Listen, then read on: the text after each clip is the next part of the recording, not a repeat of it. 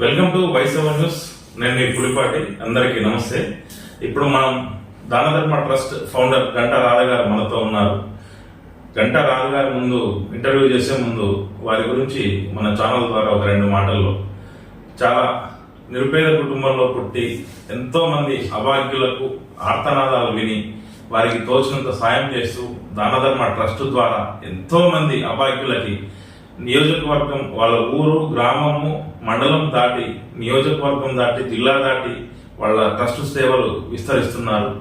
ఈ మధ్య కాలంలో చిన్నజీయర్ స్వామి గారు కూడా ఎక్కడో మారుమూల భద్రాద్రి జిల్లాలో, తెలంగాణ భద్రాద్రి జిల్లాలో ఉన్న అన్నారం గ్రామానికి వచ్చి వారి సేవలు కొనియాడారంటే వారి గురించి కంపల్సరీ మన ప్రేక్షకులకు తెలియజెప్పాలని వాళ్ళతో ఇంటర్వ్యూ తీసుకోవడానికి ప్రయత్నం చేస్తున్నాం. నమస్తే. నమస్తే అక్క. నమస్తే అన్న. చెప్పండి అక్క, మీ బాల్య జీవితం ఎలా కొనసాగింది? ముందుగా వైసెవెన్ న్యూస్ ప్రేక్షకులకు నా కృతజ్ఞతలు, అభినందనలు. నేను 1986లో అన్నారం గ్రామంలో ఒక మారుమూల ప్రాంతంలో గంటా వీరయ్య ముత్తమ్మ మా అమ్మ నాన్నగారు వారికి జన్మించాను.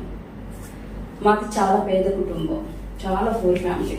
మేము మా అమ్మగారికి 3 ఆడవాళ్ళు, 5 సంతానం. అందులో 4వదాన్ని నేను. అక్కలిద్దరూ చదువుకోలేదు. అన్నయ్య 10th తోటే బంద్ చేశారు. తమ్ముడిని నన్ను ఒక గవర్నమెంట్ స్కూల్లో చదివించారు. నేను 7th క్లాస్ వరకు చదివి బంద్ చేశాను. బంద్ చేస్తే మా అమ్మగారు, అంటే మారుమూల ప్రాంతంలో ఉన్నాను కదా, ఇక్కడ పిల్లలందరూ, ఆడపిల్లలందరూ 5th క్లాస్ తోటే బంద్ చేశారు. నన్ను చదివించాలన్న ఒక కోరిక మా అమ్మ నాన్నకుండేది అన్నమాట. మా అమ్మగారు నన్ను girls high school, JP girls high school Manuguru, అక్కడికి నేను స్కూల్కి వెళ్ళను అంటే నన్ను కొట్టి తీసుకెళ్ళి, నువ్వు చదువుకోవాలని తీసుకెళ్ళి నన్ను స్కూల్లో జాయిన్ చేసి స్కూల్కి 10కి వెళ్తే ఈవినింగ్ 4 వరకు మా అమ్మ నా కోసం చెట్టు కింద కూర్చుండే నేను వచ్చేదాకా. అలా నన్ను 10th క్లాస్ వరకు నేను 7th క్లాస్ పూర్తి చేశాను. పూర్తి చేసినాక కొన్ని కారణాల వల్ల మళ్ళీ ఇక్కడ నుండి 5 కిలోమీటర్లు నడిచిపోవాలి స్కూల్కి వెళ్ళాలంటే. నేను 8th 9th చదువుకోలేదు, డైరెక్ట్గా 10th కట్టాను. 10th కట్టి బాలబడి, అంటే ఓలీ ఫ్యామిలీ స్కూల్ వాళ్ళ ద్వారాగా నేను ఒక స్కూల్ టీచర్గా 10th ఎగ్జామ్ రాసుకుంటూ 10th ప్రిపేర్ అవుతూ ఇక్కడ పిల్లలకి, చిన్న పిల్లలకి బాల వెలుగు అని చెప్పేసి ఒక చిన్న స్కూల్ టీచర్గా 350కి జీతం నేను టీచర్గా చెప్పేదాన్ని. టీచర్కి చెప్తూ సండే పనికి వెళ్తూ, అంటే పత్తికి, కూలికి, నాటికి, మా అమ్మ నాటికి కూడా నన్ను తీసుకెళ్ళింది. ఊరికోతకి, నాటికి కూడా తీసుకెళ్ళింది సెలవు టైంలో. అలా నేను 10th క్లాస్ వరకు ఎగ్జామ్ రాశాను. 10th పాస్ అయ్యాను. 10th పాస్ అయ్యాక ఇంటర్ చదువుతామంటే మా అన్నయ్య నాకు సహకరించలేదు. ఆడపిల్లకు చదవద్దు అన్నారు. మా నాన్నగారు మా అన్నయ్యకి తెలియకోకుండానే నన్ను గవర్నమెంట్ కాలేజ్లో చేర్పించారు. ఇంటర్ సెకండ్ ఇయర్ అయిపోయాక మా నాన్నగారు 2004లో డెంగ్యూ ఫీవర్తో చనిపోయారు. మా ఇంటికి పెద్ద దిక్కును మేము కోల్పోయాము. అమ్మగారు ఉన్నారు, నాన్న, అన్నయ్య, అన్న, నేను, తమ్ముడు, 3 చిన్నపిల్లలు. 2 అక్కలకి మ్యారేజ్ అయిపోయింది. అన్నయ్య, నేను కుటుంబాన్ని వీదుకుంటూ, తమ్ముడు కూడా చిన్నవాడు, అక్క పిల్లలు ఉన్నారు మా ఇంటి దగ్గర. మేము అక్క పిల్లలు ఉంచుకునే వాళ్ళం. అక్కలు వాళ్ళ అత్తగారింటి దగ్గర ఉంటే అక్క పిల్లలు ఇక్కడే ఉంచుకునేవాళ్ళం. ఆ పిల్లలు కూడా మేము మా జీవితాల లెక్క, మా అక్కల జీవితాల లెక్క కాకూడదు, వాళ్ళు చదివించాలి, ఒక స్థాయిలో చూడాలనే కోరికతోటి మా అన్నయ్య, నేను బాగా కష్టపడి, మా తమ్ముడు కూడా 3 పిల్లలు చదివించుకుంటూ, నేను ఇంటర్ అయిపోయింది. డిగ్రీ నేను డోక్రాలో గ్రామ దీపికగా పనిచేసేదాన్ని. ఇంటర్ 2002లో నాకు నారా చంద్రబాబు గారి ద్వారా కూడా ఒక అవార్డు కూడా వచ్చింది. నేను ఇంటర్ చదువుకుంటూ నైట్ 11-12 గంటల వరకు ఒక కొవ్వెత్తు పట్టుకొని ఇల్లు తిరుగుకుంటూ గ్రూపులు జాయిన్ చేసుకుంటూ, డోక్రా గ్రూపులు రాసుకుంటూ, అందులో ఒక 750 రూపాయల జీతం, ఇందులో ఒక 300 రూపాయల జీతం, 1000 రూపాయల జీతంతో నా చదువుని, మా పిల్లలు, నా కుటుంబాన్ని, అన్నయ్య, నేను కష్టపడుతూ ఇట్లా నడుపుకుంటూ వచ్చాను. ఇంటర్ అయిపోయింది, డిగ్రీ కూడా అయిపోయింది. అప్పటి వరకు కూడా నేను చదువుకుంటూనే ఉన్నాను, జాబ్ చేసుకుంటూనే ఉన్నాను. డిగ్రీ అయిపోయాక నేను డోమా నీటిపారుదల శాఖలో ఖమ్మం పిఆర్ఓగా, పబ్లిక్ రిలేషన్ ఆఫీసర్గా అవుట్సోర్సింగ్లో జాబ్ చేశాను. ములకలపల్లి, వేణుకూరు, జులూరుపాడు వాటర్ షెడ్లో పిఆర్ఓ జాబ్ చేస్తూ పీజీ చేశాను. పీజీ చేశాక నాకు మ్యారేజ్ అయింది. అంటే మ్యారేజ్ అయింది. Love to arrange marriage. ఇష్టపడి చేసుకున్నాం. Love to arrange marriage. కొన్ని కారణాల చేత అంటే ఇరువురికి ఒక 6 months తర్వాత ఇరువురికి కొంచెం కుదరకపోవటం వల్ల అండర్స్టాండింగ్ లేకపోవటం వల్ల విడిపోవటం జరిగింది. తర్వాత నేను 2014లో నా మ్యారేజ్ అయింది డిసెంబర్ 6వ తారీఖు. ఫస్ట్ మ్యారేజ్ 2014 డిసెంబర్ 6వ తారీఖు అయింది.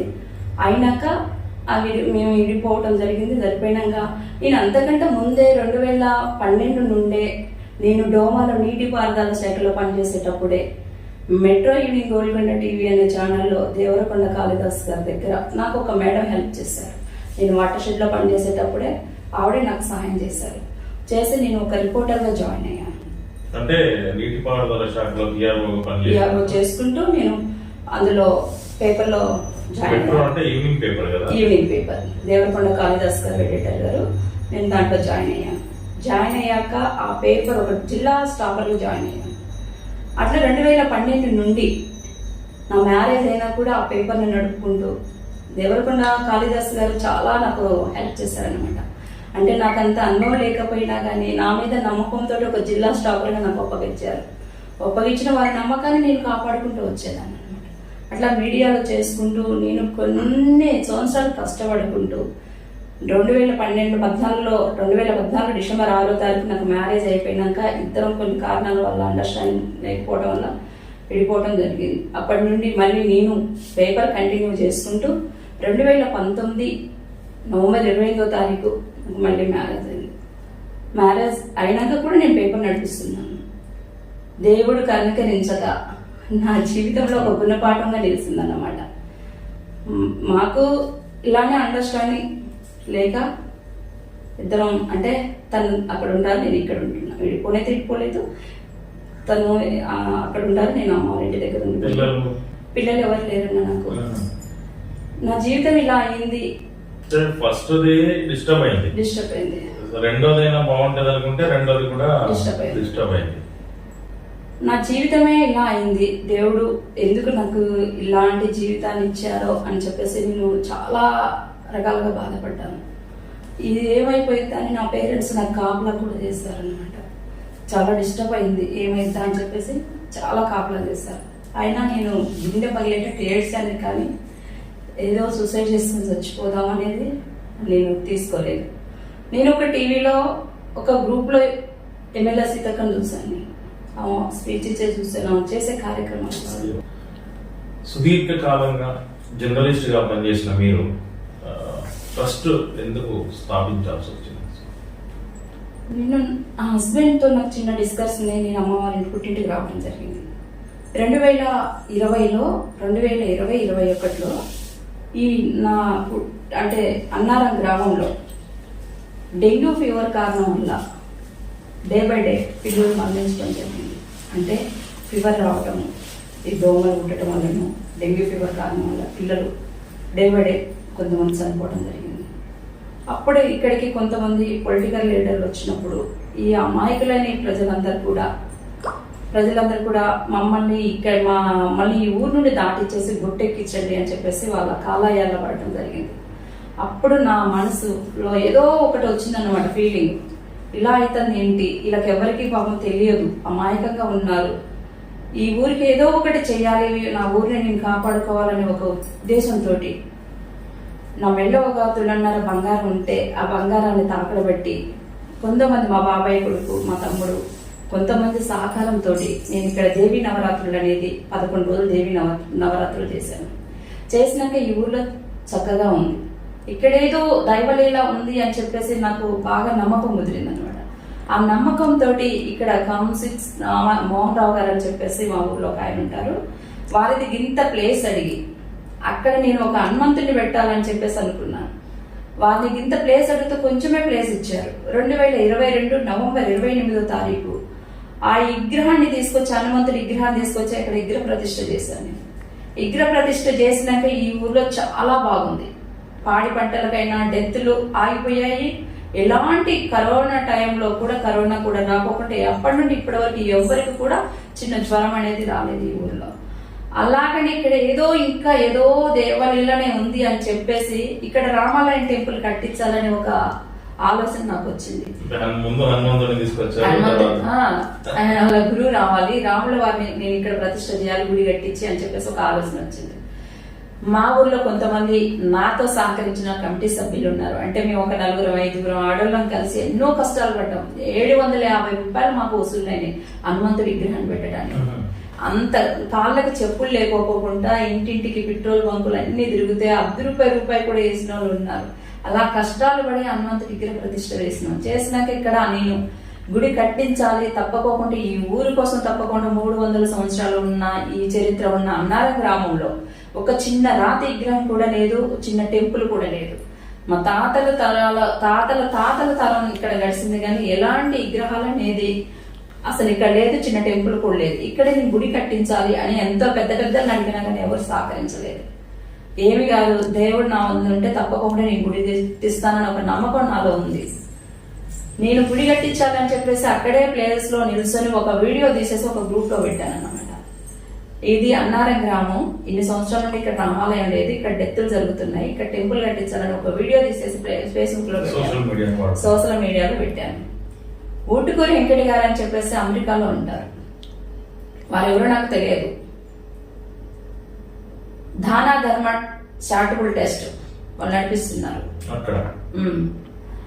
అయితే అంతకు ముందు నాకు వారి నెంబర్ తెలియటం కోసము కొత్తగూడెం నుండి ఒక అతను ఎవరో నాకు తెలియదు, అతను వచ్చారు.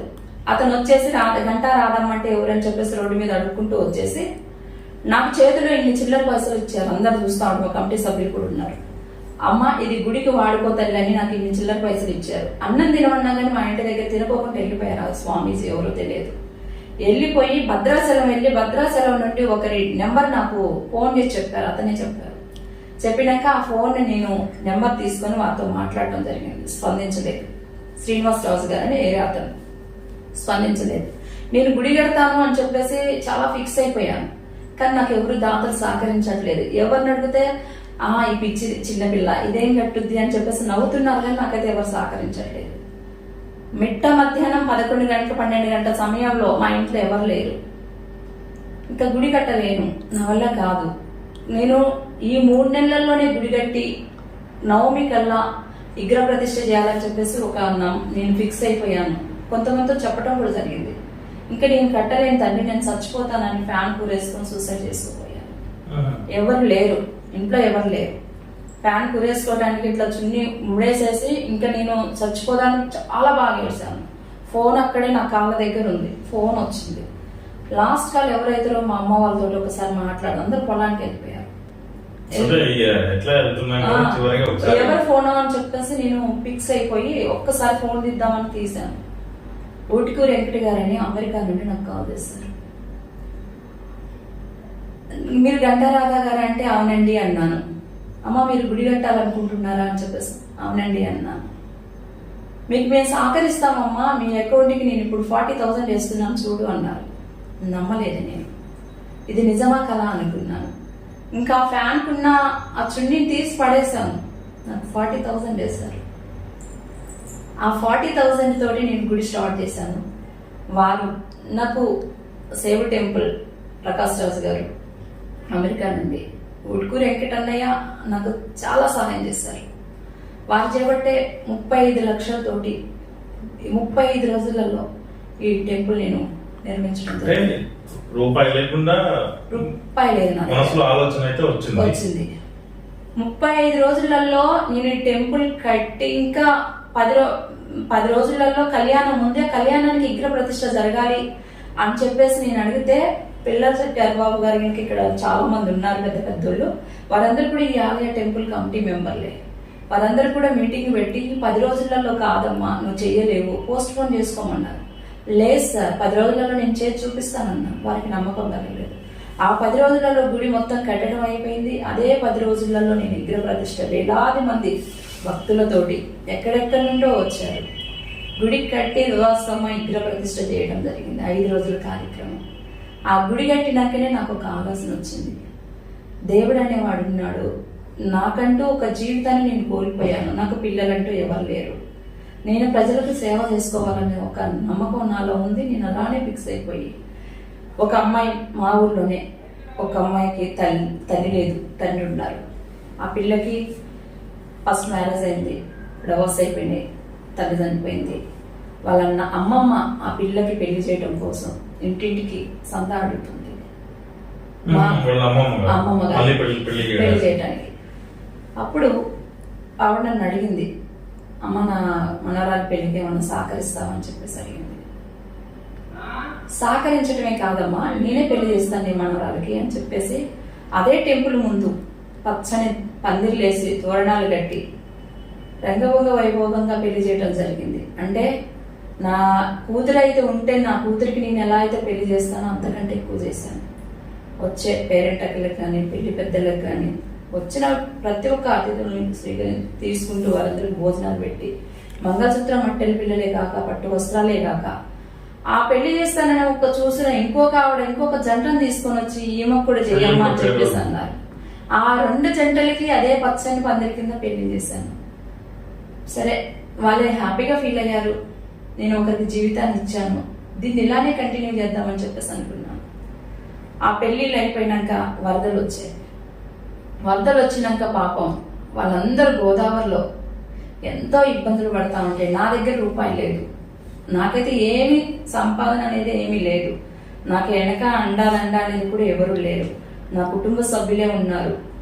నేను మా అక్క పిల్లలు చదివించాను. వాళ్ళ పెద్దలు మా అన్నయ్య నేను కష్టపడి పిల్లల్ని చదివించేసి వాళ్ళు ఎంప్లాయ్ అయ్యారు. 3 ఉద్యోగస్తులు వచ్చినాయి. వారి సహకారం వాళ్ళ దగ్గర 5,000 15,000 తీసుకుంటాను నేను వాళ్ళ శాలరీ నుండి.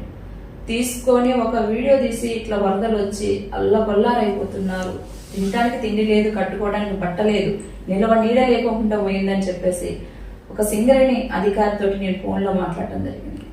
ఎమ్మటే స్పందించి ఆయన ఒక 2,500 వేశారు. ఆ 2,500 ఇంకొక ఆయన 500, అట్లా 500తో నేను భోజనాలు పట్టుకొని కమలాపురం రాయగూడెం అన్నారం చాలా వరకు ఫ్లడ్ ఎఫెక్ట్ బాగా జరిగింది. రామ్నగర్ అనే గ్రామంలో ఒక 100 కుటుంబాలు వరదలో చిక్కకపోయి గుట్ట దగ్గరలో ఉంటే నేను పడవెక్కి, అక్కడ డిపార్ట్మెంట్ వాళ్ళు ఉన్నారు, మీడియా ఉంది, అందరు ఉన్నారు, పడవేసుకొని అందులో భోజనాలు పట్టుకొని నేను పడవ మీద పోతుంటే నేను వస్తానన్న నమ్మకం ఎవరికి కలగలేదు. నాతోటి ఒక 2-3 పిల్లలు ఎక్కారనమాట. అక్క మేము కూడా వస్తాం అక్క అని చెప్పేసి. ఒక పిల్లోడు అన్నాడు, నవీన్ అనే కుర్రోడు అన్నాడు, మా అమ్మకి 2 మగపిల్లలం అక్క, నేను పోయినా ఏం కాదు, కుటుంబాన్ని కాపాడటానికి ఇంకొక మా అన్నయ్య ఉన్నాడు, నేను వస్తానక్క అని చెప్పేసి కమలాపురం అబ్బాయి నాతో పడవెక్కాడు. ఆ వర్షంలో ఉరువులు మెరువులు ఫుల్ ఫ్లడ్. ఆ భోజనాలు వేసుకుని ఆ పడవలో పోయి వారికి భోజనాలు నాటు పడవ మీద అక్కడ నుండి థ్రెడ్ మీద పోయి వారికి భోజనాలు అందించి వచ్చారు. నేను అప్పుడే అనుకున్నాను, నా లైఫ్ డిస్టర్బ్ అయినా కానీ దేవుడు నాకు ప్రజలకు సేవ చేసుకోవటానికి ఒక మార్గం చూపించాడు. నేను కంఠంలో ప్రాణం ఉన్నంత వరకు ఎన్ని కష్టాలు వచ్చినా కానీ నేను ప్రజల కోసం బతుకుతాను, ప్రజలకే సేవ చేసుకుంటానని చెప్పేసి దేవుడి ముందు ఒక ఆజ్ఞ ప్రామిస్ చేస్తున్నాను.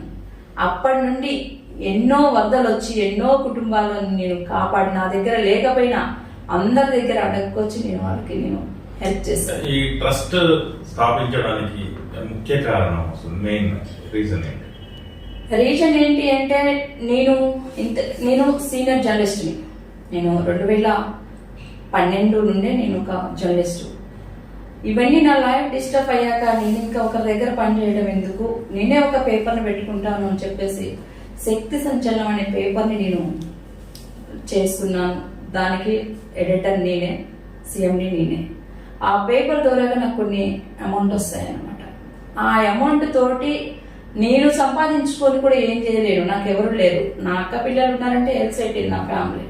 ఇంకా నేను ప్రజల కోసం బతుకుదాం అనుకున్నాను. ఆ అమౌంట్ తోటి ఈ దాన ధర్మ ట్రస్ట్ అనేది నేను చేయటం జరిగింది. కేవలం ప్రజల కోసమే. నేను ఉత్తిగా వెళ్ళేసి సేవ చేస్తానంటే ఎవరు ఊరుకోరు. ఏంటి అని 100 క్వశ్చన్లు వేస్తారు. దానికోసం ఈ దాన ధర్మ ట్రస్ట్ పెట్టడం జరిగింది. ఆ ట్రస్ట్ ద్వారాగా ప్రజలకు ఎంతో మంది ప్రజలకి సహాయం చేస్తున్నానంటే నాకు చాలా హ్యాపీగా. ఒక సాధారణ కుటుంబం నుంచి వచ్చిన ఒక ఆడపిల్లకి ఇవన్నీ ఏ విధంగా సాధ్యమవుతున్నాయి? మీ ధైర్యం ఎవరు? మీ వెనకాల ఉన్నది ఎవరు? నా వెనక అంటే ఎవరు లేరు, దాతలే మా వెనకున్నది. అంతకుముందు నా అన్న, నా తమ్ముడు, నా ఫ్యామిలీ మెంబర్స్. ఎందుకంటే ఈ రోజులలో ఆడపిల్ల బయటకు పోతుందంటే ఎవరికైనా భయంగా ఉంటుంది, కానీ నా ఫ్యామిలీ అలా భయపడరు. మంచి ప్రజలకు ఎప్పటికైనా మంచి జరగాలని చెప్పేసి కోరుకుంటారు. నేను ఇలా చేస్తానన్నా అంటే నా అన్న, నా తమ్ముడు, నా అక్క, మా అమ్మ బాగా సహకరిస్తారు. నేను ఫస్ట్ అంటే అమౌంట్ తీసుకునేది ఎవరి దగ్గర అంటే నా పిల్లల దగ్గర, నా అక్క పిల్లలే నా పిల్లలు, వారి దగ్గరే తీసుకుంటాను. తీసుకొని ఇట్లా చేయాలి అమ్మ అంటే వాళ్ళు నాకు సహకరిస్తారు. నేను సంపాదించిన దాంట్లో నుండి పావుల వంతు నాకు పర్సనల్గా వాడుకొని ముప్పావుల వంతు నేను ప్రజల కోసం వాడతాను. అందరూ అనుకుంటారు ఇంతమంది ఇప్పటి వరకు నేను స్టిల్ 320 మందికి సామూహిక వివాహాలు చేశాను. ఏ ప్రోగ్రామ్ చేసినా 1000 రూపాయల ఖర్చు అవుతుంది. ఆ డబ్బు మీకు ఎక్కడి నుంచి వస్తుంది? నేను ఫస్ట్ ఆఫ్ ఆల్ ఏంటంటే ఒక ప్రోగ్రామ్ చేయాలని చెప్పేసి నేను అనుకుంటాను. ఆ ప్రోగ్రామ్ కూడా ప్రజలకు ఉపయోగపడేలాగా, పేదలకి అందేలాగా ఆ ప్రోగ్రామ్ చేయాలని చెప్పేసి అనుకుంటాను. నేను ప్రోగ్రామ్ చేసే ముందు ఒక 1 మంత్ ముందే నేను ఈ ప్రోగ్రామ్ చేస్తానని అనుకున్నప్పుడే ఒక వీడియో తీసి గ్రూప్ లో పెడతాను. ఆ గ్రూప్ లో సోషల్ మీడియా ద్వారా దాతలు వస్తారు. నాకు నగదు రూపకంగా కాకపోయినా వస్తువు రూపకంగా సహకరిస్తారు. వారే నా అనుకున్నది. ఆ ఎవరు అనేది నేను ఇప్పుడు ఏం చెప్పను, కానీ చాలా మంది దాతలు అయితే నాకు వస్తువు రూపకంగా సహకరిస్తారు. అంతకంటే దేవుడే నా అనుకున్నాడు. అదే నా బ్యాక్గ్రౌండ్. ట్రస్ట్ ప్రారంభించక ముందు గంటారాధ, ట్రస్ట్ ప్రారంభించిన తర్వాత గంటారాధ అన్నట్టుగా, ట్రస్ట్ ప్రారంభించే ముందు సాధారణ మధ్యతరగతి ఉన్న మీరు, అమ్మాయిగా ఉన్న మీరు, ట్రస్ట్ ప్రారంభించిన తర్వాత 2 BHK ఇల్లు, లగ్జరీ కారు, ఇవన్నీ ఎట్లా సాధ్యమైంది అని ప్రజలు అనుకుంటారు. నా ఒపీనియన్ కాదు, అందుకే మిమ్మల్ని అడుగుతున్నాను. పేద కుటుంబంలో పుట్టిందని, కష్ట నష్టాలు అనుభవించిందని, అదే కష్ట నష్టాల నుండి పెరిగిన దాన్ని కాబట్టి నాకు లగ్జరీ కారు, లగ్జరీ ఇల్లు అనేది ఏమీ ఉండదు. ఈ ఇంటి ప్లేస్ నేను ఒక 35,000 రూపాయలతో కొనుక్కోవడం జరిగింది ఒక 2 ఇయర్స్ క్రితం. ఈ ఇల్లు అయితే నేను కట్టించింది అయితే కాదు. నేను ఆ పిల్లల్ని చదివించి పెద్దోళ్ళు చేసి ఉద్యోగాలు వచ్చేంత వరకు నేను పోరాడానని ఆ పిల్లలు 3 కూడా బ్యాంక్ లోన్ తీసుకొని ఇల్లు కట్టించుకోవడం జరిగింది. నాకంటూ ఆస్తులు, స్థిరాస్తులు అంటే ఏమీ లేవు. ఆ ఇంట్లో నేను ఉండటం జరుగుతుంది. అలాగనే కారు కూడా, అది ఈఎంఐలో తీసుకున్న కారు, నా ఓన్ ప్యాకేజ్ తో నేను తీసుకున్న కారు కాదు. దానికి కూడా 3 పిల్లలు 3 లక్షలు డిపాజిట్ చేసేసి దానికి ఈఎంఐ కూడా బాబు అకౌంట్ నుండి కట్ అవుతా ఉంటది. నేను సంపాదించుకున్నది కాదు. నాకు కారు లేదు, ఇల్లు లేదు. నా కమిటీ సభ్యులు ఉన్నారు, వారికి తెలుసు నేను ఎన్ని విధాలుగా కష్టపడుతున్నానో. నా ఒంటి మీద ఉన్న బంగారం కూడా ఒకనొక సమయంలో దాతలు సహకరించినప్పుడు కూడా నా బంగారాన్ని కూడా నా కమిటీ సభ్యులు ఉన్నారు. లక్ష్మి అని ఒక అక్క ఉన్నది. ఆ అక్క నాకు ఎన్నెంటు ఉంటది అన్నమాట. అక్కకు తెలుసు నేను రోల్డ్ గోల్డ్ తాడు కూడా తీసేసి రోల్డ్ గోల్డ్ మెల్లేసుకొని గోల్డ్ కూడా తాకడ పెట్టేసి నేను చేసిన సేవా కార్యక్రమాలకి అది చేసినది ఎవరికి తెలియదు. మీ వెనకాల అంటే మీరు జర్నలిజం వృత్తిలో నుంచి వచ్చిండ్రు కాబట్టి కొంతమంది జర్నలిస్టులు ఉండి నడిపిస్తున్నారు అనేది బయట టాక్. దానికి మీ సమాధానం? నేను జర్నలిజం నుండి వచ్చాను, కానీ జర్నలిస్ట్ నుండి నడిపిస్తున్నారు అనేది ఏమీ లేదు. కాకపోతే నేను చేసే ప్రోగ్రామ్కి అన్న మీరు సహకరించండి, నాకు హెల్ప్ చేయండి, నాకు తెలియకపోతే సూచనలు ఇవ్వండి, సలహాలు సూచనలు ఇవ్వని చెప్పేసి వారిని అడుగుతారు. వాళ్ళు కొంతమంది పెద్దలు వారు నాకు సహకరిస్తారు, మాట రూపకంగా సహకరిస్తారు. ఈ మధ్య కాలంలో ఒక 165 జంటలకి వివాహం చేశారు ఇక్కడ. దానికి చిన్నజీయర్ స్వామిని ఆహ్వానించారు. అసలు ఒక మారుమూల అన్నారం గ్రామంలో, తెలంగాణ రాష్ట్రము భద్రాద్రి కొత్తగూడెం జిల్లా మనుగూరు మండలం అన్నారం అనే కుగ్రామం నుంచి చిన్నజీయర్ స్వామి దాకా మీకు ఎట్లా పరిచయాలు ఏర్పడింది ఇంత తక్కువ టైంలో? నేను చిన్నజీయర్ స్వామి వారి గురించి యూట్యూబ్ లో నేను చూశాను. ఒక 3 మంత్ క్రితం చిన్నజీయర్ స్వామి వారి దగ్గరికి వెళ్ళటం జరిగింది. అంటే స్వామి వారిని చూడటం కోసం వెళ్ళింది. యూట్యూబ్ లో ఒక నెంబర్ పట్టుకొని ఆ నెంబర్ ద్వారాగా నేను స్వామి వారిని కలుద్దామని చెప్పేసి, అసలు ఆయన అంటే దీవెండ్లు తీసుకుందామని చెప్పేసి వెళ్ళాను. ఆశీర్వాదం కోసం వెళ్ళాను. వెళ్ళినప్పుడు చిన్నజీయర్ స్వామి వారు అక్కడ అంటే ప్రోగ్రామ్ జరుగుతున్నాయి, కార్యక్రమాలు జరుగుతున్నాయి, అంటే నవరాత్రులు లాంటి కార్యక్రమాలు జరుగుతా ఉంటాయి. స్వామి వారి దగ్గరికి వెళ్ళి నేను కలిసి, నేను సో ఇలా చేస్తున్నాను స్వామి, నేను తిరిగే ఏరియాలలో 165 ఆదివాసీ గ్రామాలు ఉన్నాయి. ఆ ప్రతి ఒక్క గడప నేను తిరిగాను, ప్రతి ఒక్క కుటుంబాన్ని చూశాను. వారు చాలా కష్టకాలంలో ఉన్నారు. వారు తినడానికి తిండి కూడా లేని, మంచినీళ్ళు సౌకర్యం లేదు, కరెంటు సౌకర్యం లేదు. ఆరికి మీరు ఎంతో మందికి జీవితాలు ఇస్తున్నారు, ఎంతో మందికి సహకరిస్తున్నారు. కాబట్టి మీరు కూడా వీరికి సహకరించాలని చెప్పి స్వామీజీతో మాట్లాడి నేను చేసిన సేవా కార్యక్రమాల ఆల్బమ్ చూపించాను. స్వామీజీ కూడా నా గురించి తెలుసుకున్నారు. వాళ్ళు ఎంక్వైరీ చేశారు. చేసి ఏం చేస్తావమ్మా నువ్వు అన్నారు. సామూహిక వివాహాలు చేద్దాం స్వామి అని చెప్పేసి అంటే ఎందుకు అన్నారు. ఆదివాసీ గుడాలలో ఉన్న వారికి హిందూ సాంప్రదాయ ప్రకారం మ్యారేజ్ చేసుకోవడం వాళ్ళకు తెలియదు. వారు ఏదైనా సహజీవనం చేస్తున్నారు, పెళ్లిళ్ళనే సాంప్రదాయం వాళ్ళకు తెలియదు. అలాంటి వారికి మన సాంప్రదాయం నేర్పించాలి స్వామీజీ అని చెప్పి స్వామీజీ చెప్పడం జరిగింది. సరే ఎంతమందికి చేస్తావు అన్నారు. 200 మందికి చేస్తావా అన్నారు. చేస్తాను స్వామి అని చెప్పేసి అన్నారు. వారు సహకరించారు. సహకరించి నాకు 25 డేస్ అంటే నేను మొన్న మే 30వ తారీఖు అంటే మే 5వ తారీఖు మ్యారేజ్ జంటలను చూసుకోమని చెప్పేసి స్వామీజీ చెప్పి నాకు లగ్న పత్రికలు ఇచ్చి, స్వామీజీ నాకు పట్టు వస్త్రాలు, మంగళసూత్రాలు, మట్టెలు పిల్లలు ఇచ్చారు. మంగళసూత్రాలు అంటే ఆదివాసులకి అందరు అనుకుంటారు, అందరు క్వశ్చన్ కూడా ఈ పెళ్ళైన వాళ్ళకి పెళ్లిళ్ళు చేస్తున్నారు అనేది ఒక టాక్ కూడా వచ్చింది. కానీ వారికి సాంప్రదాయ పద్ధతులు తెలియటం కోసమనే ఎక్కడెక్కడో 4 మూల నుండి 4 రాష్ట్రాల నుండి జంటలను చూసి వారికి పట్టు వస్త్రాలు, మంగళసూత్రాలు, మట్టెల్లి పిల్లలు ఇవ్వటం కాకుండా చాలా గ్రాండ్ గా వాళ్ళ ఇళ్ల కంటే ఎక్కువగా మనం పెళ్లి చేయడానికి వికాస తరంగిణి చిన్నజీర స్వామి వారి ట్రస్ట్ నుండి సహకరించారు. ఈ మధ్య ఈ మ్యారేజ్ తర్వాత సోషల్ మీడియాలో మీ మీద కొంచెం రూమర్లు వచ్చాయి. ట్రస్ట్ కి ఈ పెళ్లిళ్ళకి సంబంధం లేదు, మొత్తం చిన్నజీర స్వామి చేస్తున్నాడు, ట్రస్ట్ పేరు చెప్పి గంటా రాధా అనే డబ్బులు వాడుకుంటుంది, వాళ్ళని వీళ్ళని పరిచయాలు చేసుకొని ఈ పెళ్లిళ్ళ కార్యక్రమం పెట్టింది సోషల్ మీడియాలో. అదెంతవరకు మీద ట్రస్ట్ పేరు పెట్టి డబ్బులు వాడుకోవడం అనేది నాకు తెలియదన్నా. ఎందుకంటే వికాస తరంగిణి స్వామివారే డైరెక్ట్ గా మీడియాకి ప్రెస్ మీట్ స్పీచ్ ఇచ్చారు. అది మీరు క్లారిటీగా కూడా వినొచ్చు. ఏమని, శ్రీమతి గంటా రాధా గారి ఆధ్వర్యంలో 165 ఆదివాసీ జంటలు సామూహిక వివాహాలు చేస్తున్నాము, పట్టు వస్త్రాలు, మట్టెలి పిల్లలు, మంగళసూత్రాలు వేస్తున్నాం అని చెప్పేసి స్వామివారు డైరెక్ట్ చెప్పారు. మీడియాకే చెప్పారు. అందులో నేను దాచుకునేది ఏం లేదు. నా ట్రస్ట్ పేరు పెట్టి నేను ఇక్కడ ఎవరిని నేను డబ్బులు అడగలేదు, ఎవరి సహకారం కూడా తీసుకోలేదు. స్వామివారి చేతుల మీదుగానే వారి ద్వారానే దాతలు నగదు రూపకంగా కాకుండా వస్తువు రూపకంగా ఇచ్చారు. నాకు నగదు రూపకంగా నేను ఏ పని చేసినా నగదు రూపకంగా ఎవరిని అడగను. అన్న నాకు ఇక్కడ పెళ్లిళ్ళు చేస్తున్నానంటే నాకు కూరగాయలు ఇవ్వన్నా, బియ్యం ఇవ్వన్నా అని నేను వస్తువు రూపకంగా అడుగుతాను, కానీ నగదు రూపకంగా నేను ఎవరి దగ్గర తీసుకోను.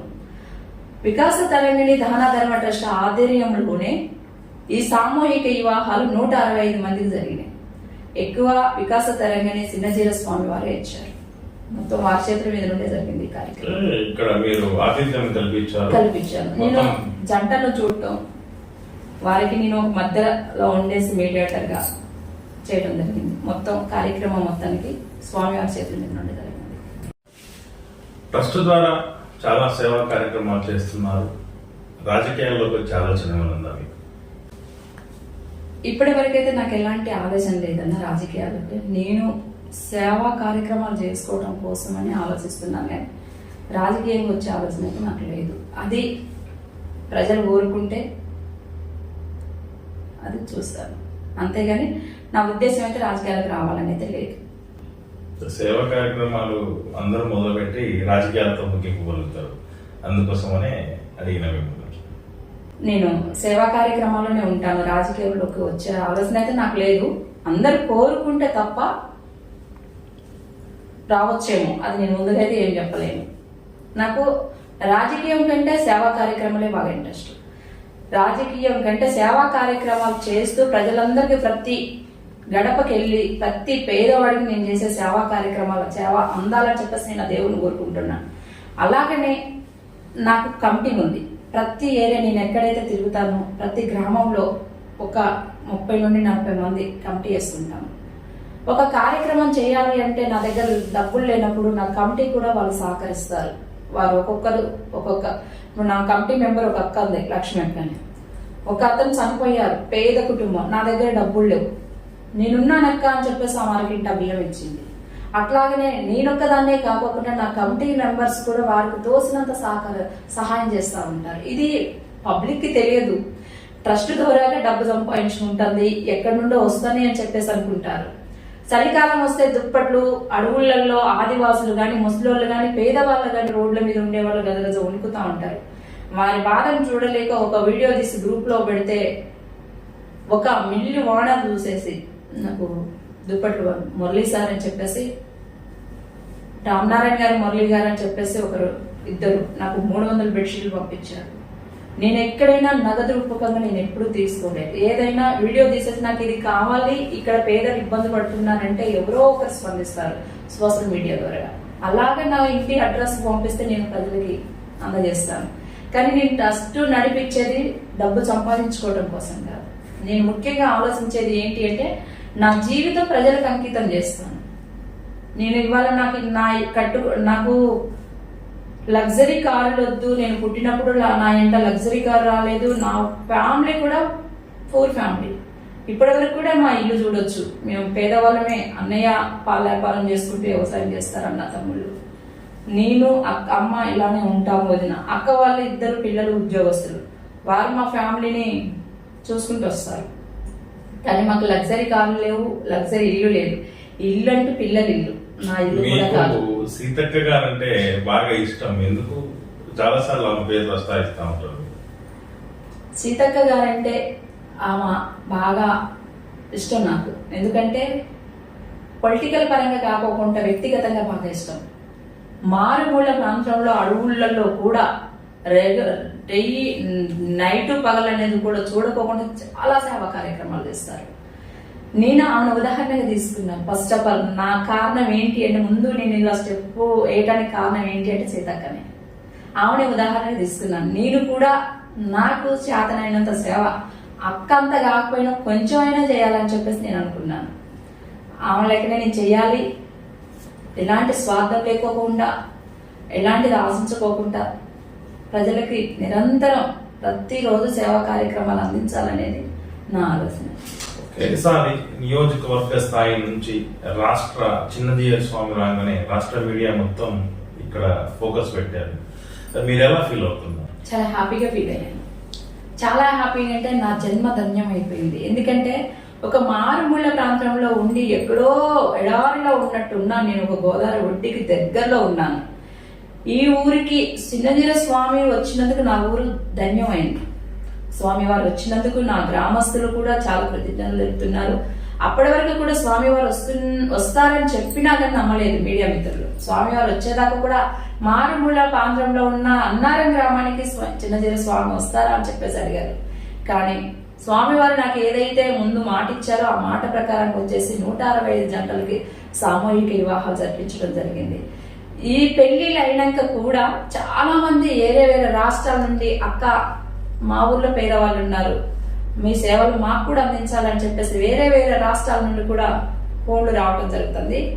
నాకు సాధ్యమైనంత వరకు కూడా ఆ రాష్ట్రాల వరకు కూడా వెళ్ళి నాకు తోసిన సహాయం చేయాలని చెప్పేసి అనుకుంటున్నాను. దీనికి పబ్లిక్ కూడా సహకరించాలి. ఎందుకంటే పబ్లిక్ కూడా అందరికి నేను చెప్తున్నాను, మన Y7 ద్వారాగా ఏంటి అంటే, నేను సంపాదించుకోవడం కోసం అనేది నేను సేవా కార్యక్రమాలు చేయట్లేదు. నేను సీతక్క గారిని చూసి నేను ఒక అడుగు ముందుకేసాను. నాలాగానే మీరందరూ కూడా ఒక అడుగు ముందుకేస్తే పేదరికం అనేది చాలా వరకు తగ్గిపోయింది. కానీ దీని వెనక ఎవరో ఉన్నారు, ఎవరో నడిపిస్తున్నారు. దీన్ని ఈమె సంపాదన లగ్జరీ కార్లు, లగ్జరీ ఇల్లులు అని చెప్పేసి ఆలోచించుకోవద్దన్నా, అక్కలైనా అన్నలైనా అందరికి నేను Y7 న్యూస్ ద్వారా నేను తెలియజేస్తున్నాను. నేను పేద కుటుంబంలో నుండి వచ్చిందని, ఇప్పటి వరకు పేదదాన్ని, నేను చాలా సింపుల్ గానే ఉంటాను, నేను పేదరికంలోనే ఉంటాను. నాకు ఆస్తులు అంతస్తులు అవసరం లేదు. అందరం కలిసి కట్టుగా ఇలాంటి కార్యక్రమాలు చేయాలి. చేసే వారికి మీరందరూ కూడా సహకరించాలి. చేసే వాళ్ళని మీరు ఆస్తులు అంతస్తులు చేసుకుంటారు సంపాదించుకుంటారు అని చెప్పేసారంటే ఆ కార్యక్రమాలు అక్కడే ఆగిపోతాయి. అట్లా కాకుండా మీ దగ్గర రూపాయి ఉంటే మీ వంతు 5 పైసల వంతు సహాయం చేయండి, చేసే వాళ్ళని ఎంకరేజ్ చేయండి. చేస్తే పేదరికం అనేది చాలా వరకు తగ్గిపోయింది. మన సిటీలో ఉండలేదన్న పేదరికము మారుమూల ప్రాంతాలకు వెళ్ళి చూస్తే అడవులలో మంచినీళ్ళు లేక పశువులు తాగే చెరువుల నుండి కూడా నీళ్లు తెచ్చుకొని తాగే వాళ్ళ బ్రతుకులను చూడండి. మీలాంటి వాళ్ళందరూ సహకరిస్తేనే మాలాంటి వారికి వారి దగ్గరికి వెళ్ళి సేవా కార్యక్రమాలు చేసి వారికి మనం సహాయం అందించడం జరుగుతుంది. ఓకే, చివరగా మా ఛానల్ ద్వారా ప్రేక్షకులకు ఏం చెప్పదలుచుకున్నాం? వైనిస్ ఛానల్ కి నన్ను ఇంటర్వ్యూ తీసుకున్నందుకు చాలా ధన్యవాదాలు, కృతజ్ఞతలు. వైనిస్ ఛానల్ ద్వారా నేను ప్రేక్షకులకి చెప్పేది ఏంటి అంటే, మేము చేసే ప్రతి ఒక్క ప్రోగ్రానికి అందరూ ఆహ్వానితులే, అందరూ సహకరించాలి. ఇక నుండి చాలా కార్యక్రమాలు చేయబోతున్నాము. పేదవారికి ఉపయోగపడే కార్యక్రమాలే చేస్తాను. ఆ కార్యక్రమాలకు కూడా మీరందరూ కూడా నాకు సహకరించాలని చెప్పేసి కోరుకుంటున్నాను.